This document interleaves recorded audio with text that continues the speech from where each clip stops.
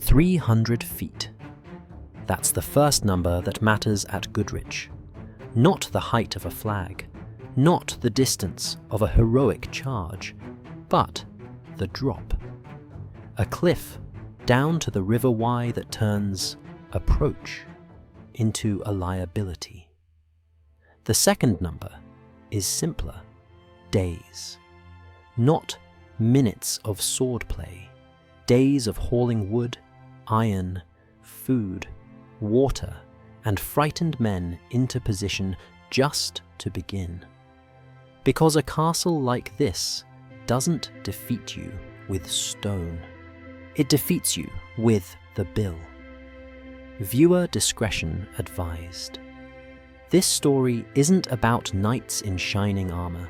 It's about how power discovers a cleaner tool than massacre. It teaches you not to try. So here's the big question we're going to drag through mud and accounting ledgers. Were castles built to stop armies? Or to train everyone outside the walls to obey fear, time, and scarcity? If you value the historical record, subscribe. When the ledger closes, the stones still speak. I'm on the Welsh Marches, the borderland between England and Wales, where peace was usually just a pause between raids. These weren't neat wars with clear endings. They were centuries of pressure, patrols, burned crops, revenge, counter-revenge, and the slow administrative conquest that follows. In places like this, a castle isn't a landmark, it's a sentence. And Goodrich Castle sits where geography practically begs for that sentence to be written. A rocky promontory above a major river crossing, the kind of bottleneck that decides who trades, who taxes, who moves, and who gets turned back. From a distance, it looks like a magnificent pile of rock. Up close, you realize it's more like a machine that has been bolted into the skeleton of the earth. Solid bedrock. A ditch carved from stone. Not a wet moat. There's no need for theatrical water when gravity and geology do the job. The moat here is a dry, brutal subtraction. Rock removed so that your feet have nowhere to go, your ladders have nowhere to rest, your wheels and rams have nowhere to roll cleanly.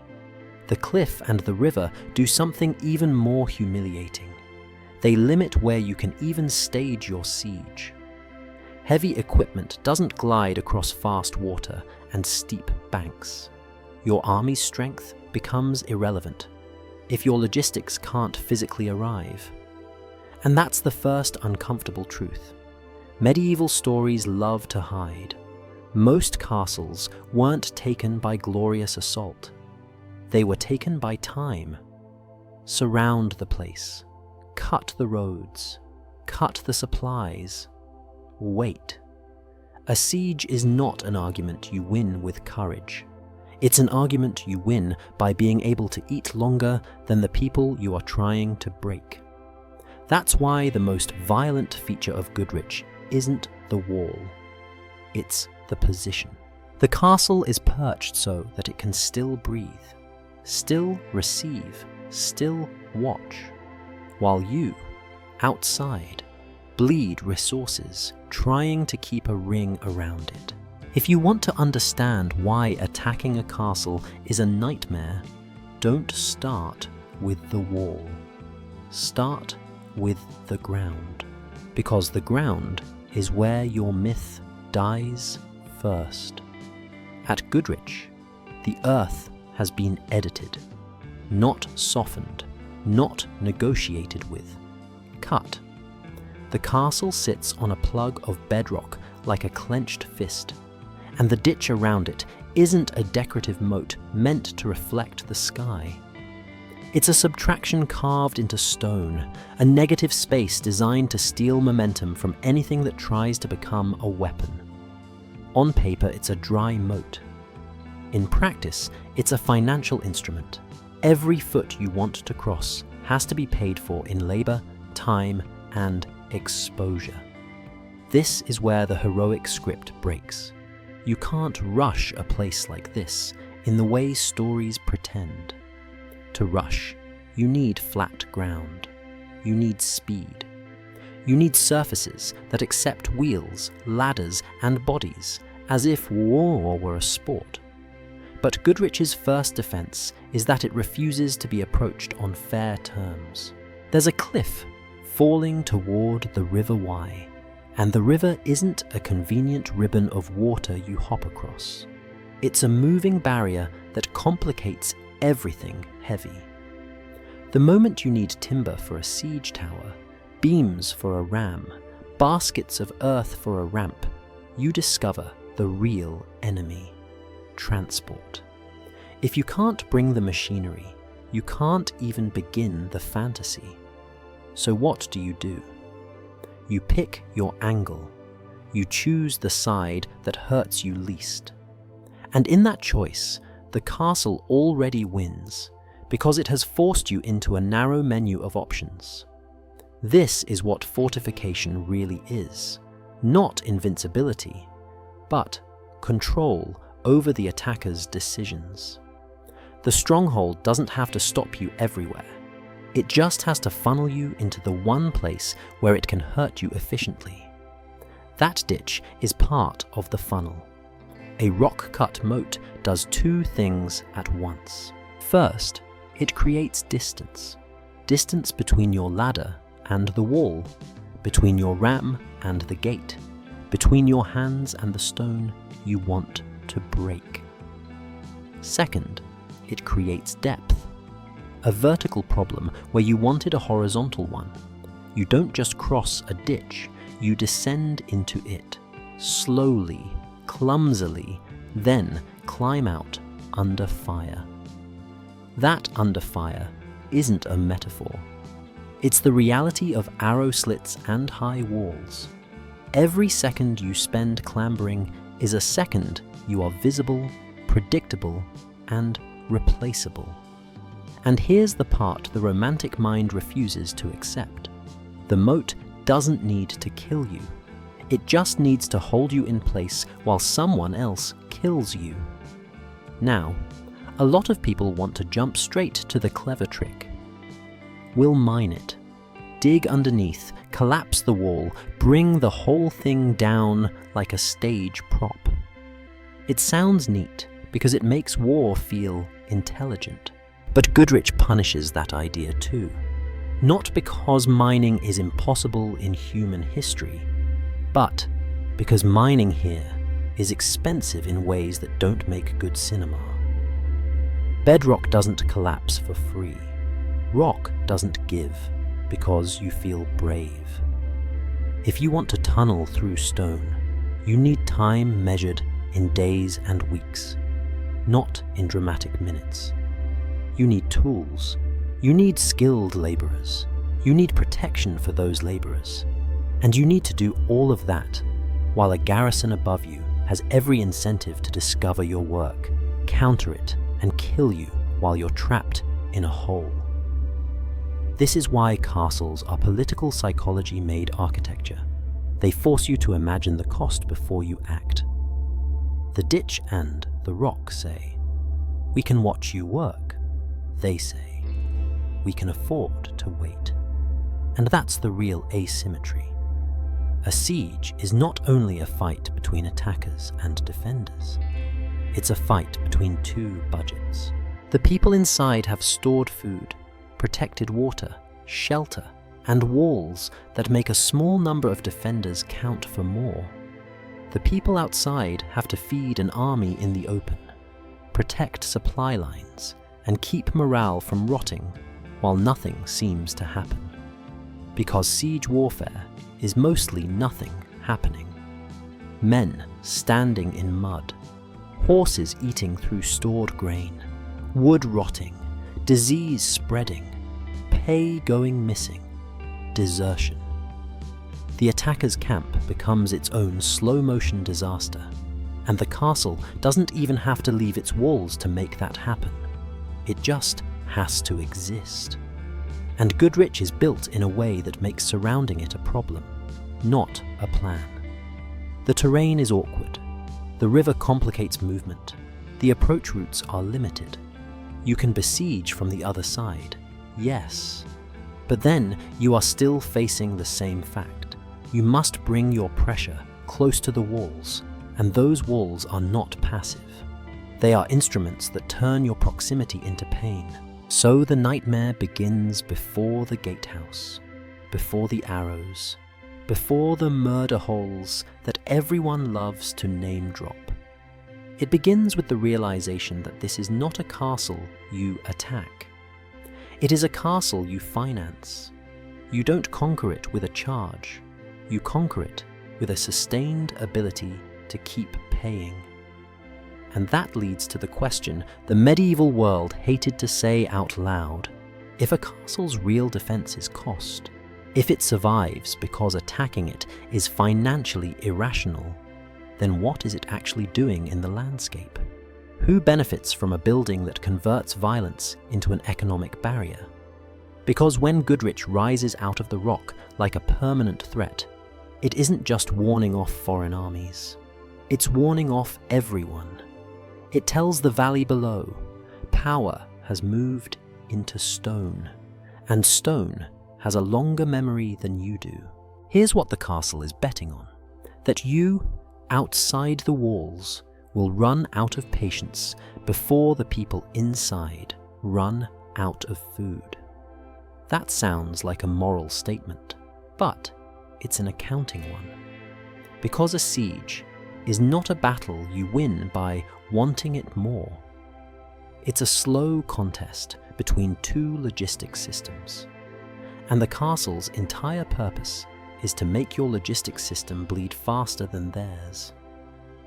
People love to imagine the decisive moment: ladders hitting stone, a ram slamming oak, a flag rising through smoke. But that's the rare, expensive ending of a story that usually begins with something humiliating. Camp kitchens, supply wagons, forage parties, contracts. Who is paying the soldiers? Who is feeding the horses? How long can you keep the ring around the walls before the ring collapses under its own hunger? At Goodrich, you feel the answer in your bones the moment you look down toward the River Wye. The river is a barrier for you, an attacker trying to move mass, but it can be a lifeline for the people inside. That's the nastiest trick of geography. The same feature that punishes your approach can protect the defender's resupply, depending on who controls the routes. A castle perched above a river crossing isn't just hard to storm. It sits on top of a decision point: traffic, trade, and movement. It can deny you access while still reaching out for what it needs, sometimes directly, sometimes through allies, sometimes through intimidation of the surrounding countryside. The castle doesn't need to be self-sufficient forever. It needs to be sufficient longer than your camp can remain coherent. And your camp is fragile. That's what medieval warfare teaches you when you stop romanticizing it. Armies are not machines. They are crowds with appetites. They require constant input: grain, meat, ale, fodder, firewood. Take 1,000 men, add animals, add servants, add engineers, add guards for your own supply lines. And suddenly, your siege is not a move. It's a city you built by accident. One that rots quickly. This is why the phrase, "starve them out," hides a horror. Starvation is not a passive waiting game. It's active pressure applied over time. It means cutting roads, patrolling approaches, controlling crossings, blocking messengers, intimidating villages into refusing to sell, and punishing anyone caught slipping a sack of flour toward the walls. It means the attacker turning into the very thing he claims to oppose, the authority that decides who eats and who doesn't. And now the castle reveals its psychological genius. If you assault and fail, you lose men in a spectacular way. But if you besiege, you lose something else: legitimacy.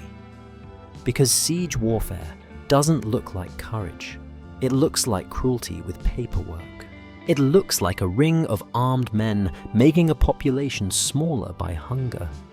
That's why defenders can present themselves as order, while the attacker starts to resemble banditry, especially in borderlands like the Marches, where identities are already contested and loyalties are transactional.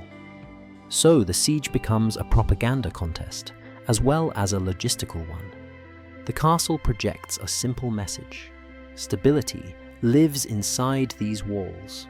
Chaos lives outside them. Even when that message is a lie. Even when those inside are rationing and afraid. Even when the garrison is counting days the same way the attackers are. The walls allow the defenders to perform calm while the besiegers perform desperation. And desperation is expensive. Because while you wait, your men get sick. Not in a heroic way, in a camp way. Water fouls, waste accumulates, rain turns pathways into mud, wood gets wet, fires smoke out tents. The longer you sit, the more your force becomes vulnerable to things that don't make good songs: dysentery, desertion, disputes over pay, resentment that the battle never arrives. Soldiers who imagined glory discover boredom, and boredom is the gateway drug to mutiny. Meanwhile, the castle keeps doing what it was built to do. It reduces the number of defenders needed to hold you off. A handful of men in the right place behind stone can absorb the threat of far more men outside. That imbalance, few holding many, is the economic logic of fortification. It's not that the castle makes defense painless, it makes defense efficient. And efficiency is what empires and lords worship, even when they dress it up as honor. But Goodrich adds another twist that is easy to miss. It is not merely difficult to attack, it is difficult to surround properly. The cliff and river limit where you can camp, where you can place engines, where you can safely move. If you can't tighten the ring, starvation becomes slower and more uncertain. Any weakness is an invitation for the castle's world to breathe. A messenger slips out at night. A sympathetic village sells supplies. A relief force approaches the one road you didn't fully control. This is why siege warfare is a war of coverage. The castle doesn't need a miracle. It needs a crack. And this is where the nightmare becomes personal. Because now you understand the castle's real function. It doesn't just resist violence. It shapes it. It takes your options: assault, mining, siege, and loads a price tag onto each one until the least glorious option becomes the most rational. You don't win by being brave.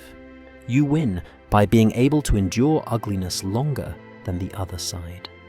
So if we're honest, the castle is not asking, "Can you break me?" It's asking, "Can you afford to keep hating me?" The wall is what you see. The gatehouse is what you survive, if you survive at all. At Goodrich, the entrance isn't a single threshold you smash and celebrate. It's a sequence of humiliations laid end to end, a narrow corridor that turns an army into a clogged, panicking line. This is where the castle stops being impressive architecture and becomes a philosophy. Power doesn't need to beat you in open combat if it can force you to enter one at a time. Look at the approach, and you can feel the trap. There would have been a drawbridge here, not this modern convenience. The drawbridge isn't romantic, it's a switch. Up or down, access or denial. Below it, a drop into the dry ditch. And above you, not a decorative balcony, but a fighting platform. Stone arches that once held men who didn't need to be brave. They needed to be punctual. They needed to show up, load bolts, and wait for gravity to do the rest. This is the first lesson of the gatehouse. It is designed around predictability. Attackers like uncertainty. Defenders love routine. The gatehouse is routine weaponized. Step inside, and the corridor keeps going, farther than you want it to. 50, 60 feet of defensive structure. The kind of length that matters because it traps you in time. You can't rush through it because it narrows. You can't stop in it because it kills. And everything about it is built to make the simplest act, moving forward, feel like a confession. You see the slots where portcullises would drop. Not one, more than one. That's the point. A single barrier can be broken. Layered barriers can be timed. A portcullis isn't just a heavy grid. It's a rhythm. Raise it when you want traffic. Drop it when you want bodies to pile up. It's not merely defense. It's crowd control under lethal conditions. On either side, arrow slits. Tall, substantial openings, shaped so defenders can see enough to aim, but not enough to die. In your mind, you want to picture longbows, because longbows make good national myths. But at close range, a crossbow is a different kind of truth. Mechanical, reliable, brutal. And the worst part for the attacker isn't even the wound, it's the exposure. In the gate passage, everybody can see what you're doing. Your actions become readable, and readable actions are easy to punish.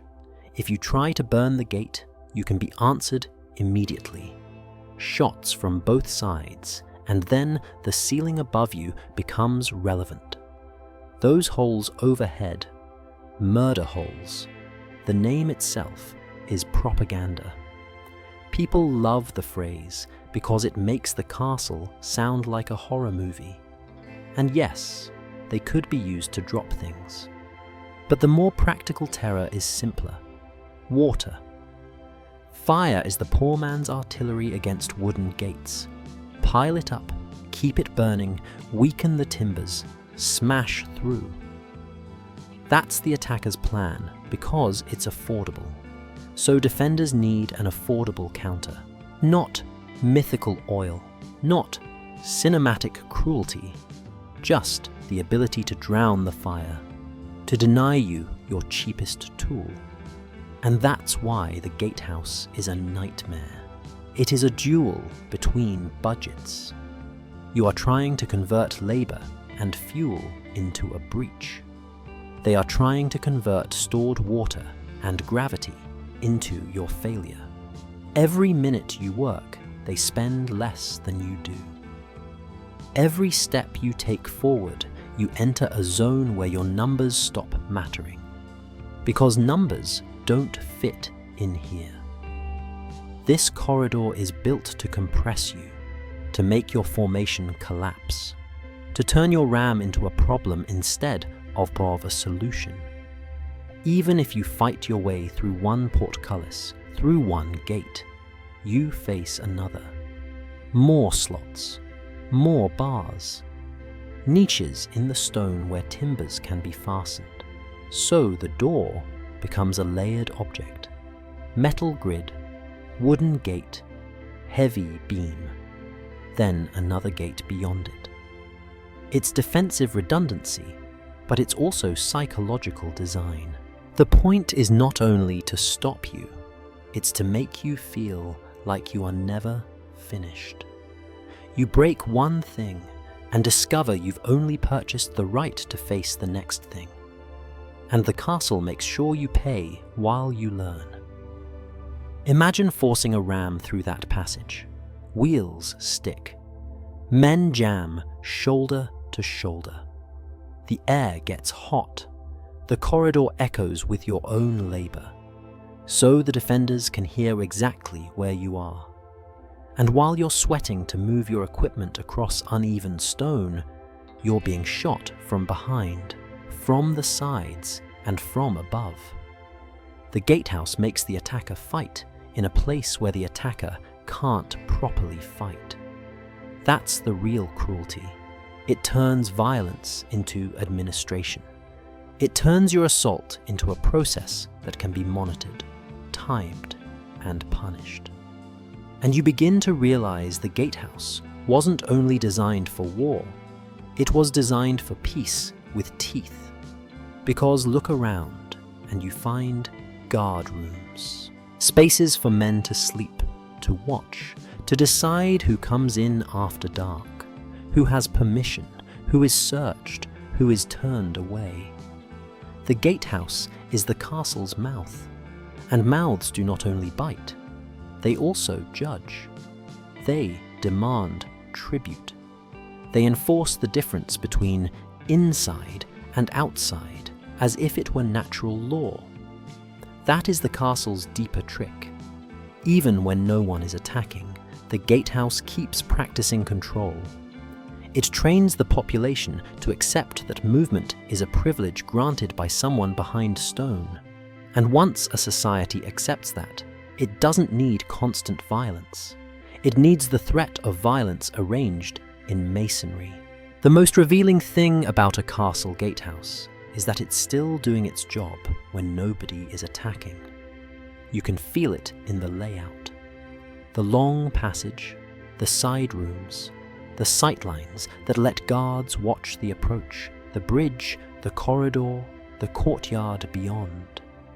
This isn't just a defensive funnel for enemies. It's a daily filter for everyone else.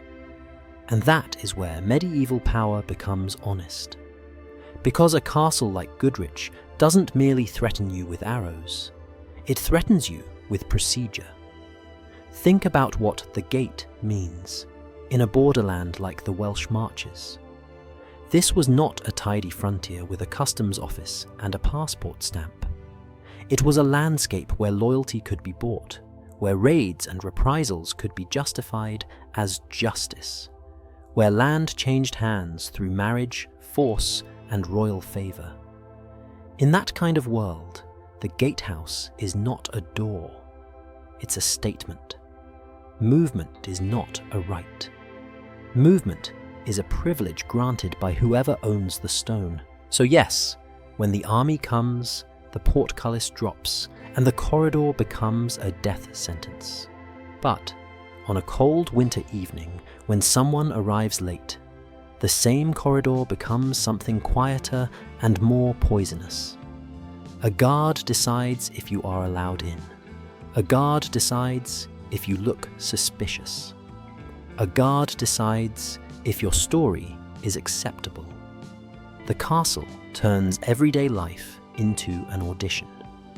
And because it sits above a strategic river crossing, this audition isn't occasional, it's structural. Crossings are power. Crossings are commerce. Crossings are information.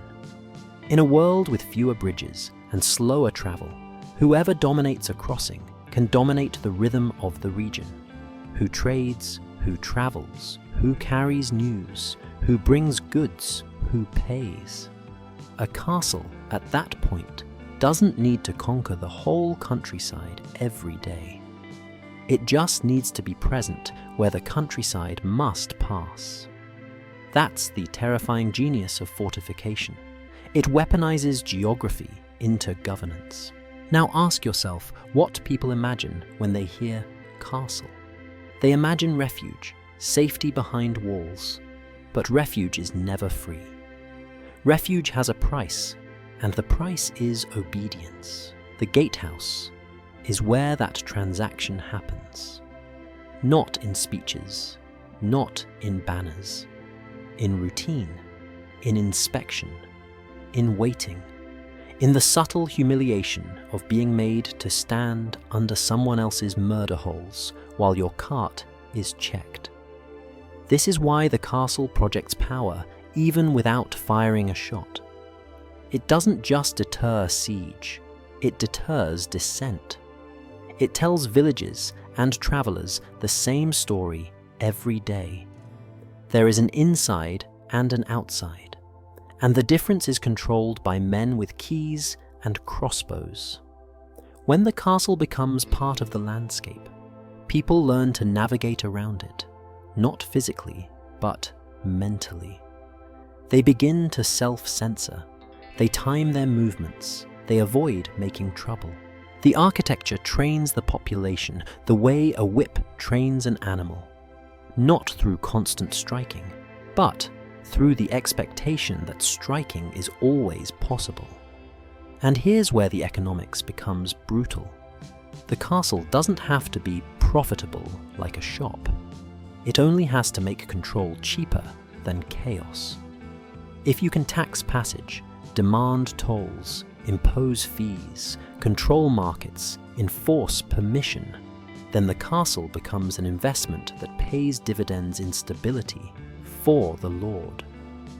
The people below might experience it as protection from raids or bandits, yes, but protection is a double-edged word. Protection also means monopoly.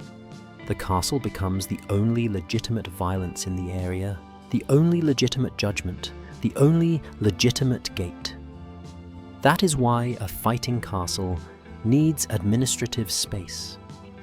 Those guard rooms aren't merely for sleeping near the entrance. They are for surveillance, for record keeping, for storing the tools of control, keys, bars, chains, maybe seals, maybe lists, whatever the local regime used to turn a living population into manageable units. People hear medieval and think of chaos. What they miss is that chaos is expensive. Lords hated expensive chaos. Castles were built to reduce the cost of ruling by making the rules physically unavoidable. And the borderland context sharpens this.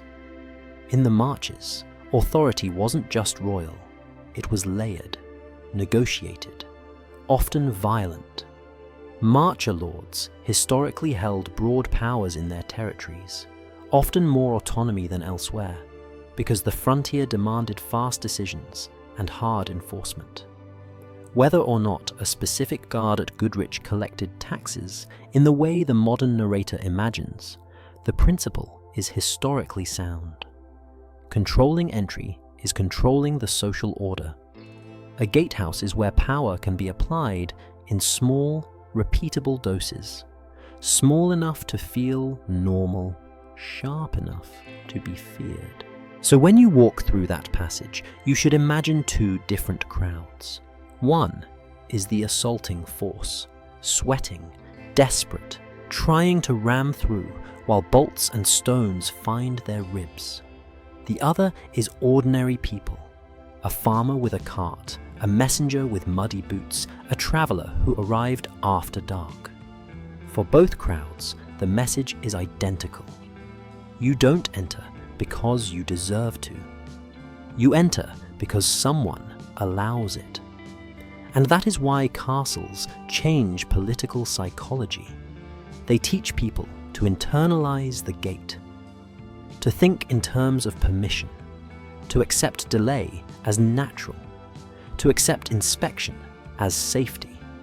They turn submission into a habit, because habits are more reliable than terror. But this is also where a castle reveals its vulnerability. A system built on controlled entry depends on something fragile. The belief that the gate is legitimate, that the men behind it are order, not predators. And the moment that belief collapses, through war, civil conflict, famine, or a lord who overreaches, the gatehouse becomes what it always was, beneath the ceremony, a choke point that can be targeted. If you strip away the romance, medieval assault comes down to one question. What can you afford to burn? Stone walls are stubborn. They don't ignite, they don't panic, they don't rot on command. But gates are made of wood, reinforced with iron, and held together by the same weakness every human structure shares: heat. That's why fire becomes the poor man's artillery. You don't need a masterpiece of engineering to set a door alight. You need fuel, time, and the willingness to stand in a place designed to kill you while you do it. And that is exactly why the gatehouse at Goodrich is built the way it is. The defenders know what you want. They know you want to feed the gate with flame until the timbers soften, the iron fastenings loosen, and the invincible entrance turns into a coughing, splintering breach. They know you want to turn their controlled choke point into your opening. So they build a ritual to smother your ritual. They design architecture that answers fire with gravity. The popular image is boiling oil, poured from above like a medieval special effect. It's satisfying because it's cinematic and clean. Villainous defenders, screaming attackers, justice served by physics. But it's a myth that reveals modern misunderstanding. Oil is expensive. You don't pour wealth down a hole unless you are very sure the spectacle is worth the cost. And most garrisons weren't swimming in luxury they could casually waste. Even boiling water has a price. It takes fuel to heat it. And fuel is itself a resource that must be stored, protected, rationed. You can't run a castle on infinite firewood any more than you can run a siege camp on infinite morale. So what is the real counter? It's the boring truth that kills myths. Water to put out your fire, wet sacks, dirt, sand heated enough to blind and scald, quicklime that can burn when it hits wet skin and eyes, heavy objects dropped not for theatre, but for disruption, breaking the concentration of the men feeding the flames, smashing the structure of a ram, knocking ladders and shielding screens out of position. The violence is practical. It's not built to entertain. It's built to make the attacker's cheapest plan suddenly very expensive. And that is the theme of this entire castle. It converts cheap aggression into costly failure. Imagine what it means to burn the gate in the real world. You must get close. You must carry fuel across the ditch, down into the dead space, and up to the threshold while being watched from above. You must maintain the fire, because a gate does not collapse from a brief torchlight. You need sustained heat. Sustained heat means sustained exposure. Sustained exposure means arrows, crossbow bolts at close range, stones, anything that can be dropped, anything that can be fired. Even if the defenders can't kill you outright, they can force you to retreat, then re-approach, then retreat again. Each cycle costs you men, energy, and time. Your assault becomes a grinding repetition. You feed the flames, they drown them. You feed again, they drown again. Meanwhile, your camp behind you still needs food, still needs guard shifts, still needs confidence that all this suffering is buying something. This is where the castle becomes psychologically obscene. It makes your bravery look like stupidity, because the defenders aren't required to be brave in the same way. They are behind stone. They can be cowardly, tired, frightened, and still effective. A small number of defenders can deny a large number of attackers simply because the geometry favors them. That's the core imbalance fortifications create. The castle doesn't promise the defenders glory. It promises their leverage. Now connect that leverage to the economics we've been circling. Fire isn't only a weapon, it's a negotiation tactic. When you set a gate ablaze, you aren't merely trying to force entry. You're trying to signal, We can make this place uninhabitable. That signal matters because castles are not only military sites. They are administrative hubs and symbols. Burning the gate threatens the lord's prestige, the garrison's survival, and the castle's ability to function as a controlled choke point. But the defender's counter-signal is equally cold. We can absorb your effort. And if they can absorb it repeatedly, they're telling you the siege will outlast your wallet. And here's the detail that makes the whole thing feel like a dark joke. Boiling water, hot sand, quicklime. These are not exotic medieval tortures. They're cost-effective. They're what you use when you're defending a critical infrastructure asset, and you need your countermeasures to be cheap and repeatable. Hollywood wants medieval defense to look like sadism. Reality often looks like management. That's why the murder holes above the gatehouse are such an elegant piece of design. They're dual use. They can drop harm, yes. But more often, the smarter use is control. Extinguish the fire, deny the breach, preserve the door.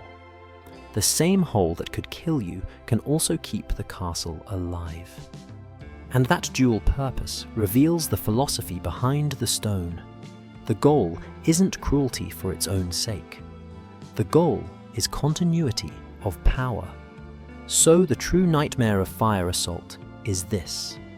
You are attempting to exploit the castle's one fragile organ, the wooden gate, while the castle has built an entire system to keep that organ functioning under attack. You are playing checkers against a structure designed for endurance. Every time you try to turn flame into victory, the defenders turn water into time. And time is the real weapon. A castle doesn't need to be perfect. It only needs to be unfair.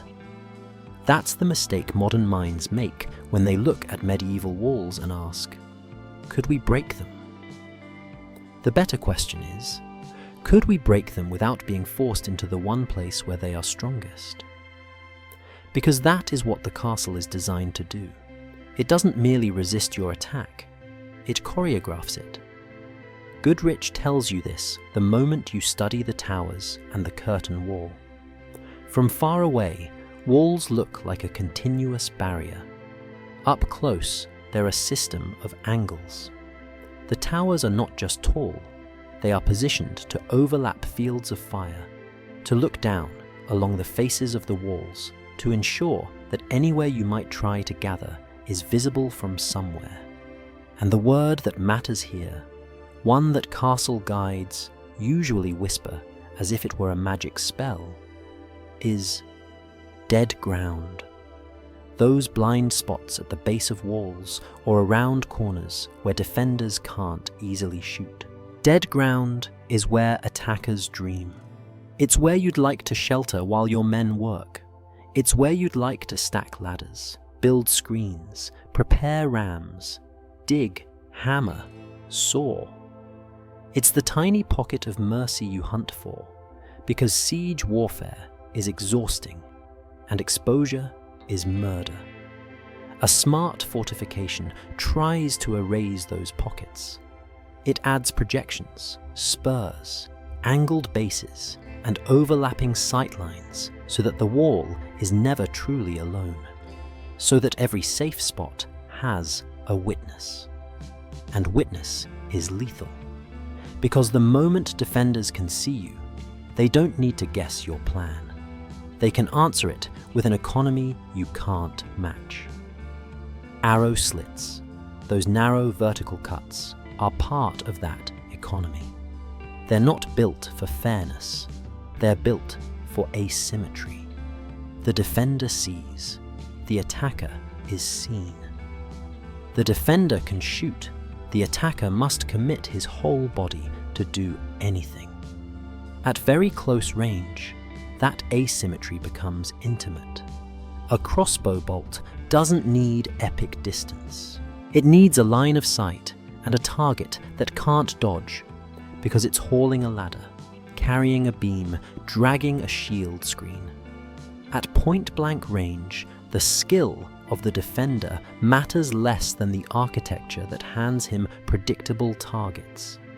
This is where the moral psychology of castles gets ugly. The defenders don't have to be saints or heroes. They can be ordinary men doing shift work, loading, aiming, reloading.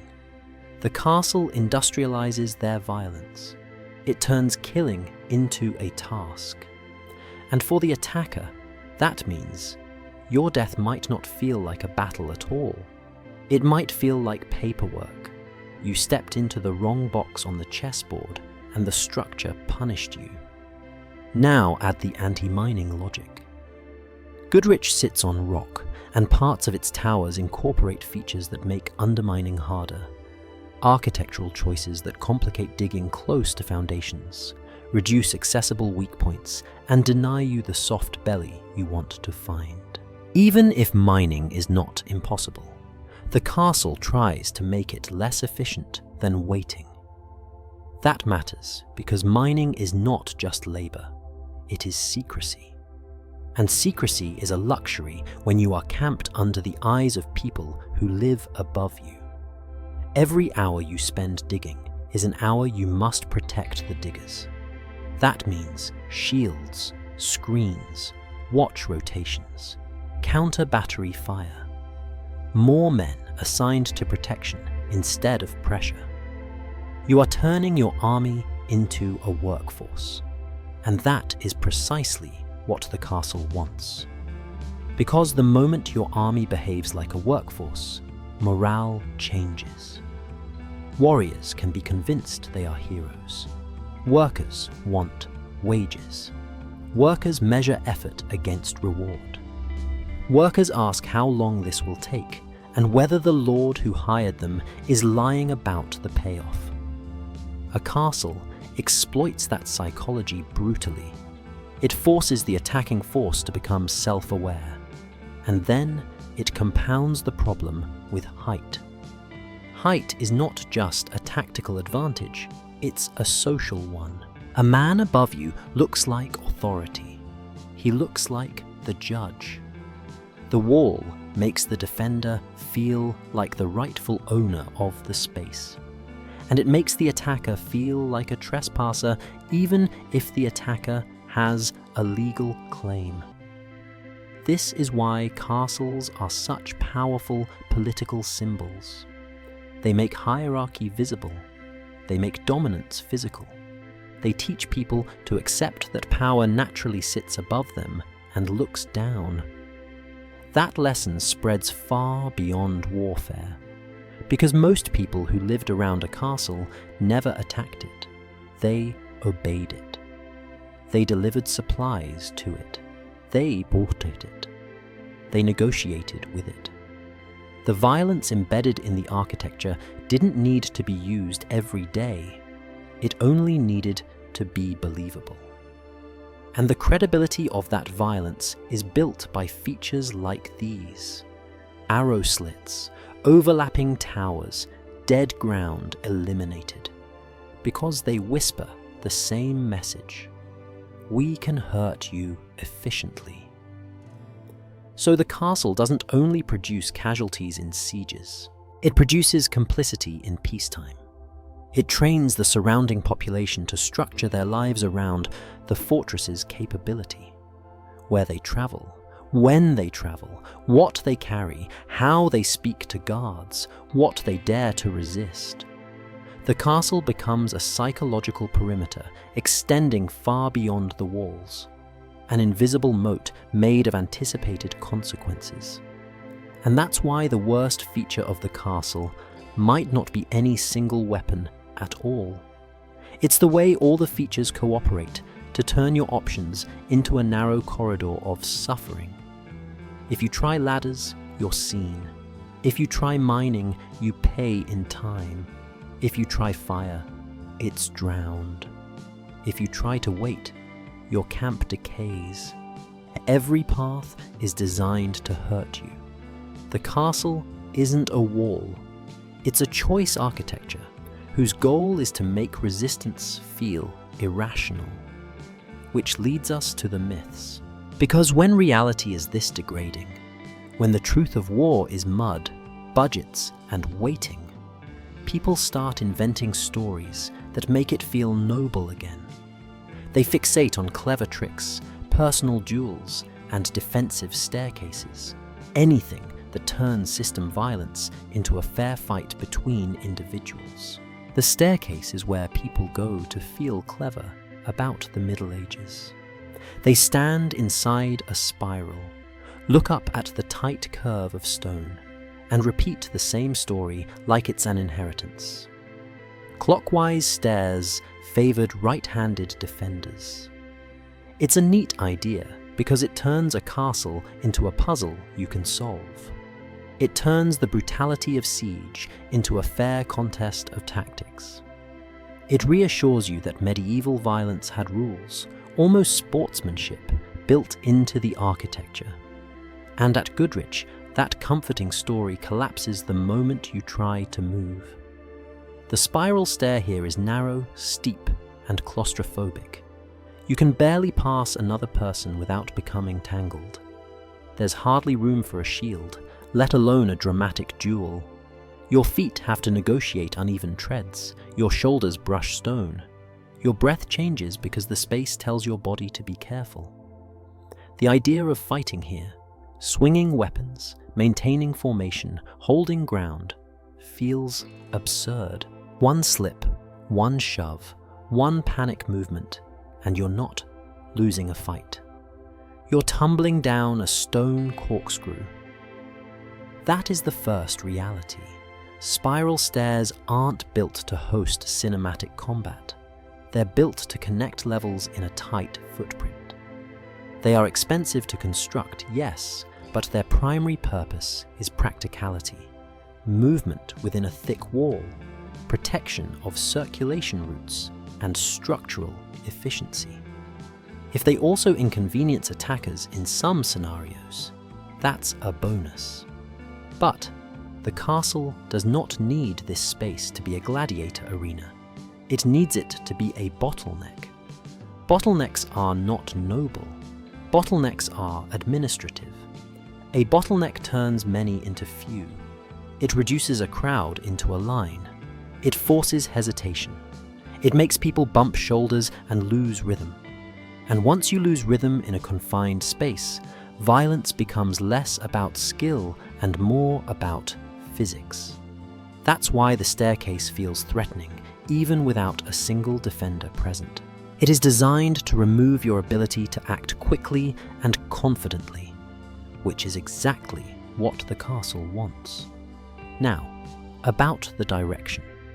In some castles, the stair does spiral in a way that can be argued to favor defenders under certain conditions. But the myth becomes toxic when it claims universality, when it pretends every spiral stair was a deliberate trap built around right-handed swordplay.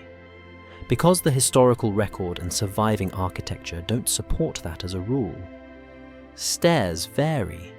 Builders choose solutions based on constraints, where the stair fits, how it connects rooms, how walls carry weight, how light enters, how traffic moves. Even at Goodrich, there are notes pointing out the stair orientation doesn't obey the simplistic legend. In other words, the castle is not built for your story. It's built for the owner's needs. And that's why the myth persists. Not because it's true, but because it's useful. It rescues the Middle Ages from its own ugliness. If you can tell yourself the castle is full of clever fair play tricks, you can ignore the deeper function, that the castle is a technology of coercion. It's the physical enforcement of hierarchy. It doesn't need elegant tricks, it needs predictable control over space. The spiral stair is not a medieval riddle. It's a reminder that movement itself can be regulated. Think about what happens in a crisis. Panic spreads upward and downward along these tight paths. Messengers run, servants carry water, guards rotate, food is hauled, weapons are moved. A spiral stair is not a dueling ground, it's an artery. And arteries matter because castles are not only built to resist attack, they are built to continue functioning while threatened. The stair keeps the system moving, even if it makes moving miserable. So the real question is not which direction does it spiral. The real question is who is allowed to move through it and when. In wartime, that question becomes tactical. In peacetime, it becomes political. Because castles are not neutral spaces, they are ranked spaces. Certain people sleep in certain rooms. Certain people access certain levels. Certain people are kept out of certain corridors. The architecture isn't just defensive, it's social ordering in stone. That's the psychological layer the myth tries to erase. It turns systemic control into a cute anecdote. And once you see that, you start noticing the same pattern elsewhere. People mythologize what they can romanticize: stairs, secret passages, murder holes. Because romantic details distract from the fact that most violence here was slow and institutional. Starvation, taxation, permission, waiting. Those aren't exciting stories. They're terrifying because they're familiar. They look too much like the way modern power still operates, just with different materials. At Goodrich, the narrator walks the stair and calls the defensive staircase story garbage. And on this point, the confrontation is deserved. You are not meant to fight here. You are meant to obey the space. The staircase is a lesson in constraint. And it sets up the next, even more uncomfortable revelation. Inside these brutal constraints, people still built comfort. They plastered walls, they held banquets, they whitewashed interiors, they created the theatre of normal life inside a machine, designed to starve and kill. That contradiction is not accidental. It is the castle's public relations. After the ditch and the gatehouse and the tight stair, the courtyard feels like a release. Air, space. The illusion that the castle has softened, that you've left the killing machine behind and entered a home. That illusion is not an accident. It is the castle's second skin. Inside you find traces of what medieval life wanted to look like. A great hall where banquets happened, where the lord's authority could be performed through generosity, meat, ale, and ritual. You find kitchens nearby, smaller than modern imaginations sometimes expect, because the castle is not a palace. It's a fortified administrative node, a stronghold on a contested border. But even here, inside a fighting castle, there's an insistence on normalcy. The function isn't only to feed people, it's to stage order. And then you notice the walls, not bare stone, not the raw bones we see today, but plaster, whitewash. Surfaces meant to be clean, bright, and controlled. The interior of many medieval castles was finished, covered, maintained. That's not a trivial aesthetic choice. It is a political one. Rough stone says temporary camp. Plaster says permanence. Whitewash says purity. It tells the occupants, and anyone invited inside, that this is not merely a fort. It is a legitimate seat of authority. The castle doesn't want to feel like a bunker. It wants to feel like the world as it should be. This is where power becomes sophisticated, because fear alone is unstable. Fear can break people, but it can also provoke desperation. What stabilizes rule is the pairing of fear with comfort. Fear for those outside, comfort for those inside. The castle offers refuge and routine, and in exchange, it demands loyalty. It makes people hungry for inclusion, not only afraid of exclusion. That's why the Great Hall matters. It's not just a room, it's a theatre. In the hall, hierarchy is arranged visually. Who sits near the Lord, who stands, who serves, who speaks, who is silent. Every meal becomes a lesson. When the Lord distributes food, it looks like generosity, but it's also a reminder of dependency. The castle controls resources in a landscape where resources can mean survival. So the hall turns survival into a political relationship. And outside these whitewashed walls is the proof of what happens when the relationship breaks. Siege. This is the contradiction at the heart of the castle. The same building that hosts feasts is engineered to starve people. The same lord who plays the role of protector can become the administrator of hunger. Castles don't only deter enemies, they discipline populations. They are meant to make rebellion feel like a path into suffering, while obedience feels like warmth. That warmth is a weapon, because in a borderland, most violence doesn't arrive as an invading army.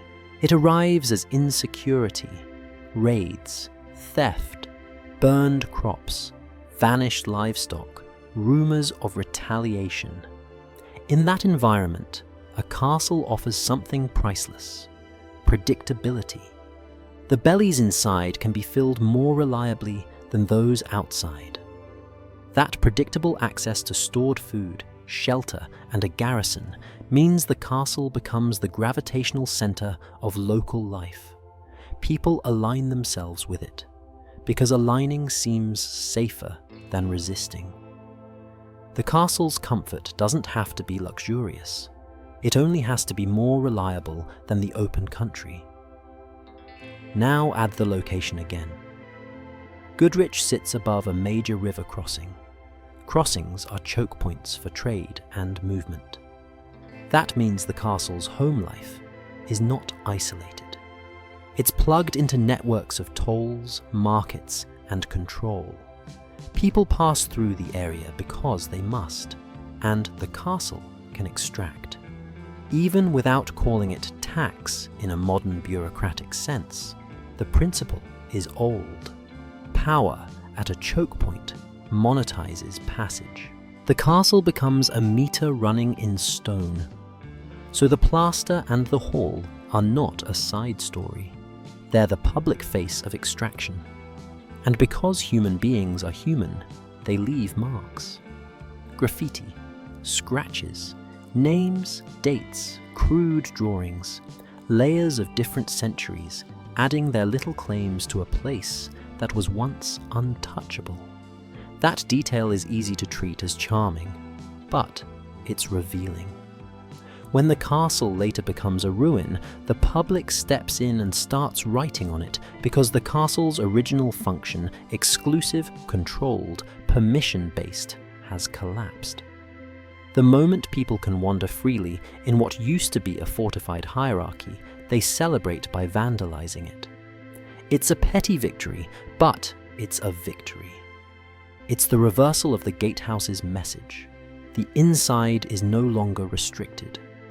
And that reversal points toward the castle's fate. The ruins we admire are not always the result of medieval neglect or romantic decay. Often, they're the result of deliberate political action later, especially when gunpowder makes old stone threats obsolete. When a central authority can project force more efficiently than a local fortress, the fortress stops being a tool and starts being a problem. At that point, the state doesn't respect history. It manages risk. It breaks walls. It disables towers. It slights. So the interior comfort of Goodrich, the plaster, the hall, the sense of a lived-in seat of power, doesn't contradict the castle's violence. It completes it. It shows the two-faced genius of rule: offer shelter, enforce dependency, and keep the machinery of fear ready in the walls. And that brings us to the origin story. Because castles don't appear out of nowhere. They grow out of conquest, paperwork, and land claims. Goodrich's beginnings aren't a fairy tale. They're a post-conquest reality, where a name in a record can turn into stone on a hill. Every castle has an origin story it wants you to believe. It usually begins with danger, raiders, lawlessness, a frontier that needs a strong hand. Then comes the solution: stone, a keep, a wall, a lord who claims he is building safety. But the real origin story is always uglier: paperwork, property, and a new kind of permission. Goodrich doesn't rise from legend. It rises from the aftermath of conquest. After 1066, the Welsh Marches become the kind of borderland where violence and administration grow together, like two vines twisted around the same stake. A stronghold here is never just a military object. It's a marker that says, this land now has an owner who can enforce ownership. That's why the name matters. The early place is remembered as Godric's Castle, tied to a man called Godric.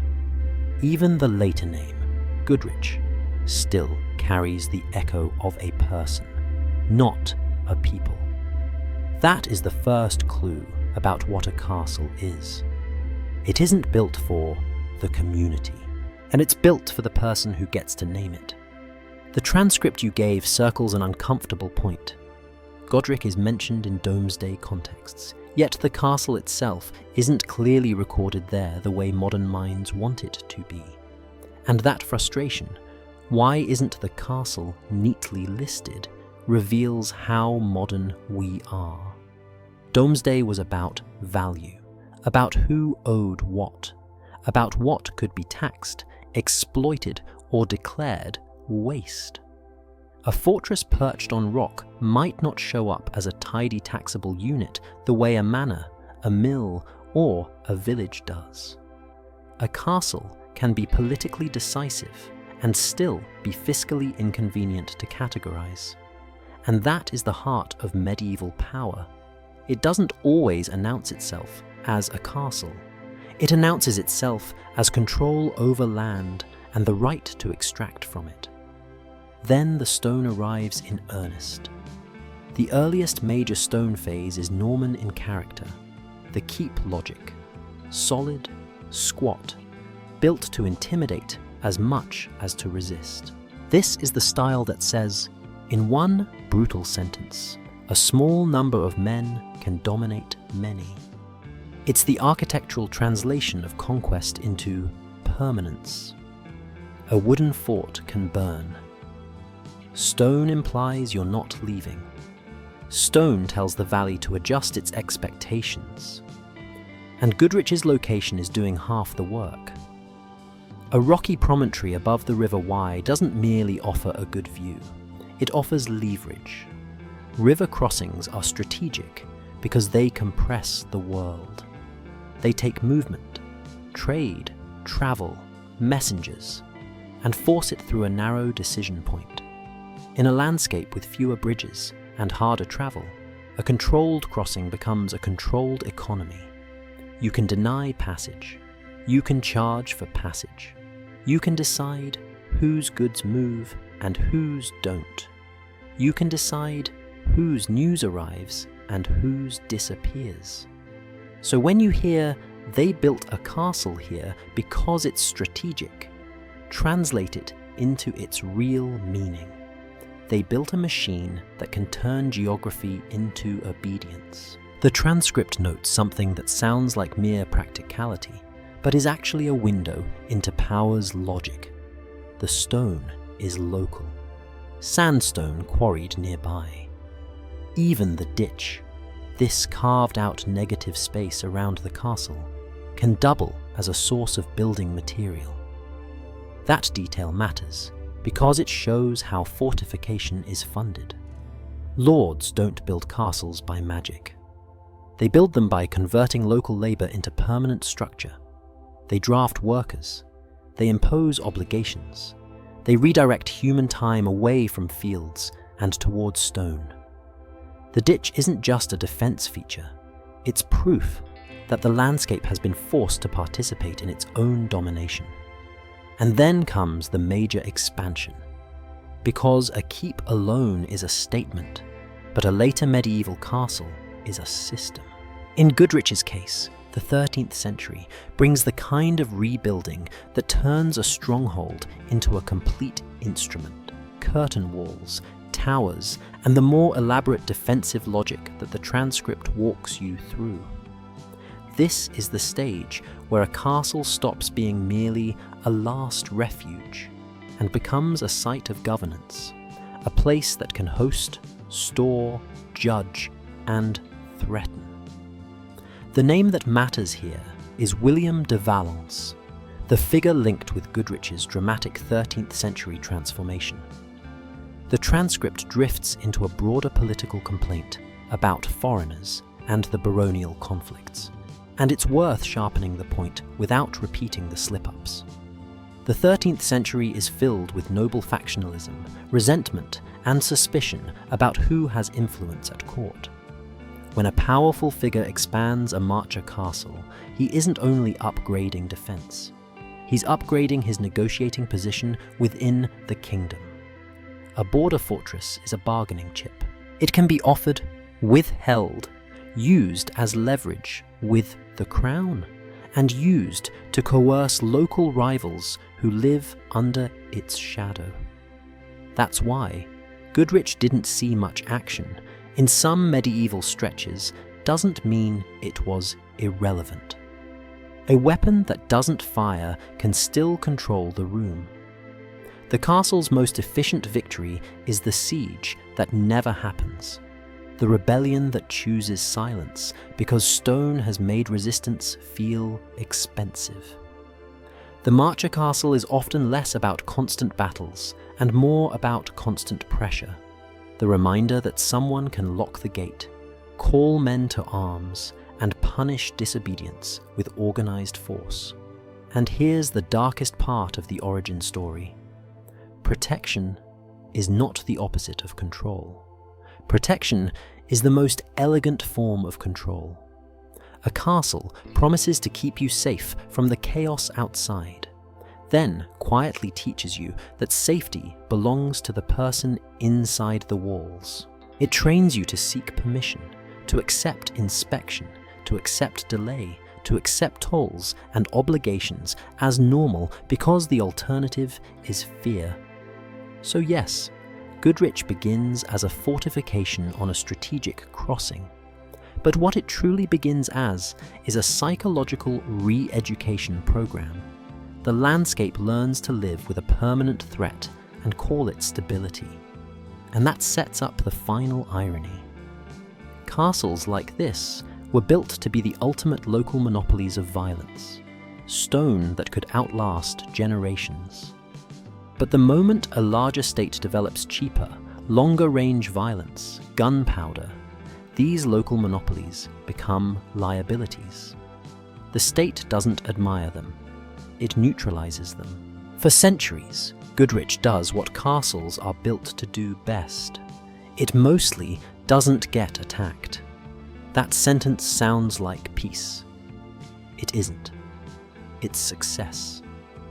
A Marcher castle isn't a trophy cabinet for heroic battles. It's a standing threat that makes the battles unnecessary. It sits above a crossing and tells the region, day after day, that violence has an address and keys. In that sense, Goodrich wins every year it stays untested. Because the point was never to prove strength in open combat. The point was to make resistance feel like an invoice you can't pay.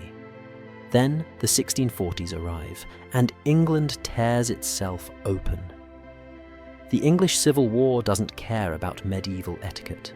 It doesn't care about romantic sieges and patient starvation. It is a modern argument about who gets to be the state. And modern arguments do not settle for waiting when chemistry can do the job faster. Gunpowder doesn't simply add a new weapon to the old playbook. It rewrites the psychology of fortification. It makes fear portable.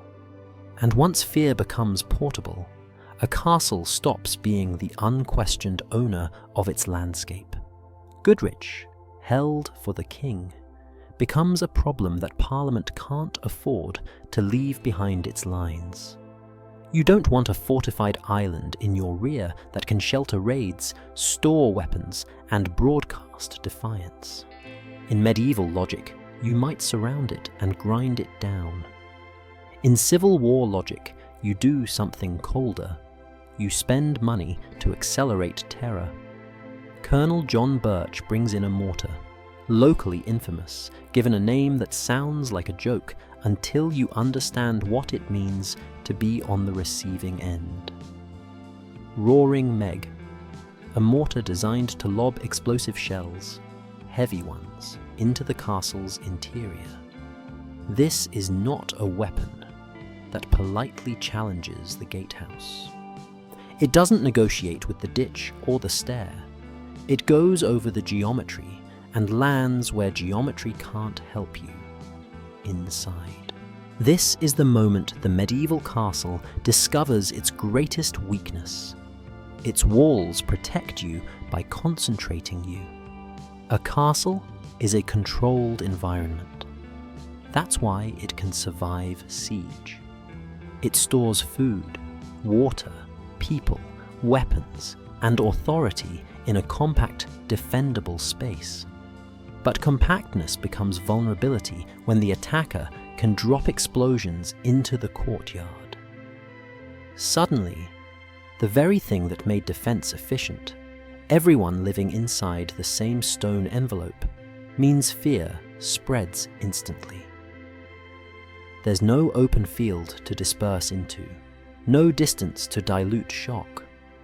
An explosive in a courtyard doesn't just damage stone, it damages confidence.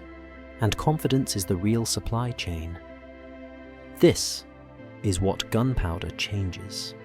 Medieval siege is a war of appetite and patience. Gunpowder siege is a war of morale and immediacy. You don't need to out-eat the defenders if you can out-frighten them. You don't need to cut every road if you can make the inside unlivable. You don't need to persuade the castle that it cannot win. You only need to persuade it that the price of holding out is no longer bearable. Notice the shift. The castle used to be the machine that turned the attacker's options into costs. Now, the attacker has a machine that turns the defender's shelter into a cost. And that machine has a known price tag. A shell is a budget item. Powder is a budget item. Metal, casting, transport, skilled gunners, budget. This is the state behaving like a state, converting taxation and industry into violence at range. The siege becomes less like a medieval endurance contest and more like a procurement decision. How much money is Goodrich worth to break? How many shells justify the outcome? How many days of bombardment are cheaper than months of containment? When you see it that way, the old romance evaporates. The nightmare isn't just the explosion, it's the realization that your survival has become a line item. That your home, your garrison, your refuge, your symbol, is now being audited by someone who can afford to keep firing. And yet, even here, the old logic hasn't vanished. A siege still has to be supplied.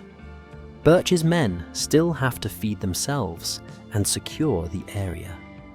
The mortar still needs stable positioning and protection. But gunpowder reduces the time window where the attacker is vulnerable to boredom and decay. It compresses the calendar. It turns weeks of waiting into days of punishment.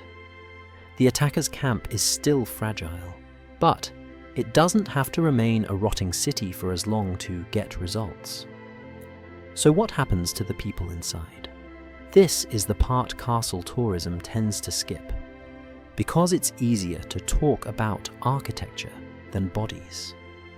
But a bombardment siege isn't just stone breaking, it's sleep breaking, it's nerves breaking.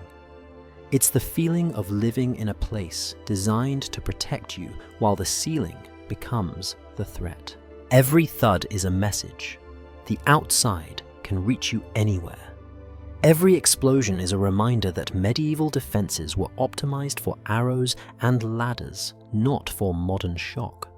The garrison is forced into a new kind of helplessness, one that feels profoundly unfair because the castle's promise was fairness by geometry. We will always be hard to take.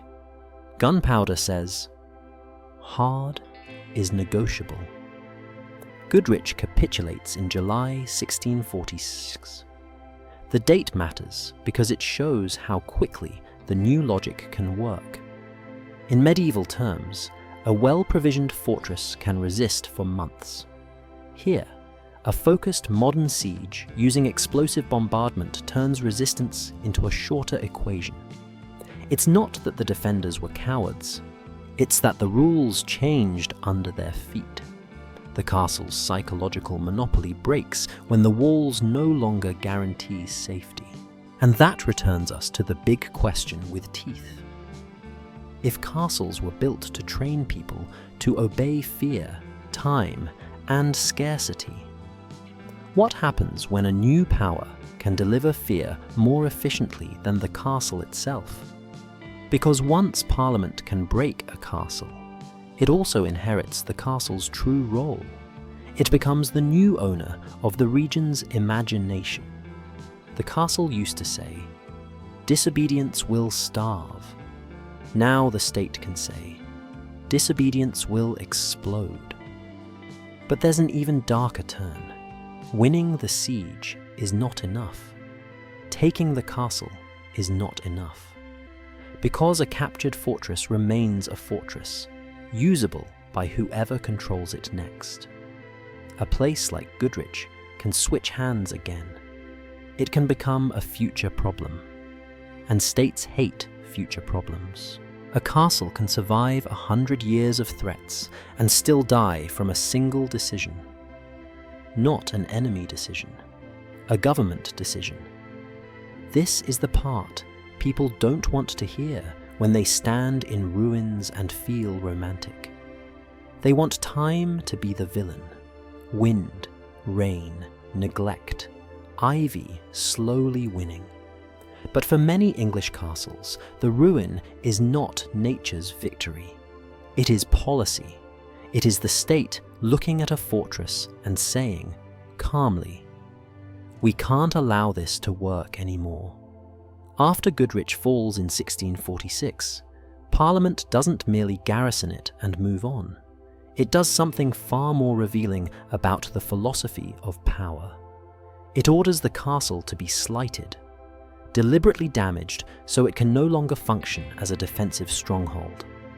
The word sounds mild, almost polite. Slighting, as if the walls were offended rather than broken. But the act is brutal. It is the state dismantling a local monopoly of fear. And that is how the big question finally resolves itself. Were castles built to stop armies? Yes, sometimes. But more fundamentally, they were built to shape behavior. They were machines that turned resistance into a cost so high that most people chose obedience before a battle even began. A fortress is not only a weapon against an external enemy, it is a weapon against internal unpredictability. It anchors authority to a place. It makes that authority visible, permanent, and difficult to challenge. It trains the region to treat hierarchy as geography, like cliffs and rivers and weather. So when a central state wins a civil war, it inherits a problem. Those same fortresses that once enforced order for lords can enforce disorder against the new regime. A castle doesn't care about ideology. It cares about walls. Whoever holds the gate can hold the county. And after a civil conflict, you don't want any single stone stronghold able to become the future headquarters of rebellion. That's why the state breaks them. Not out of spite, out of efficiency. Slighting is economics disguised as security. It is the logic of prevention. Spend resources now to avoid spending more later. If you destroy the defensive value of the fortress, you reduce the number of troops needed to watch it. You eliminate a potential rallying point. You ensure that if an enemy returns, they cannot use the same architecture against you. You are not merely conquering territory, you are removing a tool that could make someone else powerful. This is the coldest truth of political psychology. Power does not simply want to win. It wants to reduce the number of future moves available to everyone else. And castles, by their nature, create moves. A functioning castle can be held by a small force and still tie down a larger army. That's what made medieval fortifications so valuable. In a world without gunpowder dominance, stone multiplies manpower. But after the Civil War, Parliament is building a different kind of state. One that prefers mobile armies, centralized taxation, standardized law, and violence that can be projected without needing a permanent fortress on every hill. The old network of local strongholds is no longer a feature, it's competition. So the state does what every monopoly does. It dismantles rivals. This is why the ruin looks the way it does. It isn't a gentle decay from medieval irrelevance. The missing roofs, the broken sections of wall, the gaps where defensive platforms once stood, these aren't just time. They are decisions enforced with tools, labor, and, where needed, gunpowder. And here's the irony that should make your skin crawl. The very technology that helped break Goodrich in siege becomes the technology used to neutralize it afterward. Gunpowder doesn't just conquer castles, it retires them. Now step back and look at what that means for the people living around Goodrich. For centuries, the castle's presence structured life. It controlled entry. It threatened punishment. It offered refuge in exchange for submission. It made local power feel natural because it was literally built into the landscape. Then the Civil War comes, and the castle is shown to be vulnerable. Its psychological aura cracks.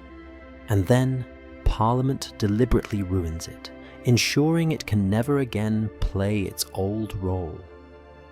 So what replaces it? Not freedom, not peace, not a utopia where no one controls the crossing. What replaces it is a larger, more abstract power, the state itself. Instead of a lord in a stone keep deciding who passes, you get a regime that can project force over distances, raise money through broader taxation, and enforce law through institutions, rather than a single gatehouse. The control doesn't vanish. It scales up. It becomes less personal and more systematic. The castle taught obedience through visible threat. The state teaches obedience through infrastructure. That is the philosophical endpoint of the castle's story. Fortifications like Goodrich were early laboratories of governance. Choke points, permission systems, deterrence by cost, normalized surveillance. They were physical lessons that trained populations to accept that their lives could be managed through access and denial. And once people internalize that, the material form can change. The lesson remains. That's why the ruins are not just a memory of medieval war. They are a memory of how power evolves. From local intimidation to centralized administration, from hunger as a weapon to gunpowder as a budget, from the lord at the gate to the state that decides which fortresses are allowed to exist. So here is the answer to the big question, delivered without romance. Castles were never just anti-army devices. They were psychological instruments designed to make the world outside them behave. They made resistance expensive. They made obedience routine. And when a bigger power learned to do the same job more efficiently, it did what all powers do to obsolete tools that could still be used by rivals. It destroyed them. Goodrich stands now as a magnificent ruin, not because the Middle Ages ended, but because a modern government decided the old kind of fear should no longer be privately owned.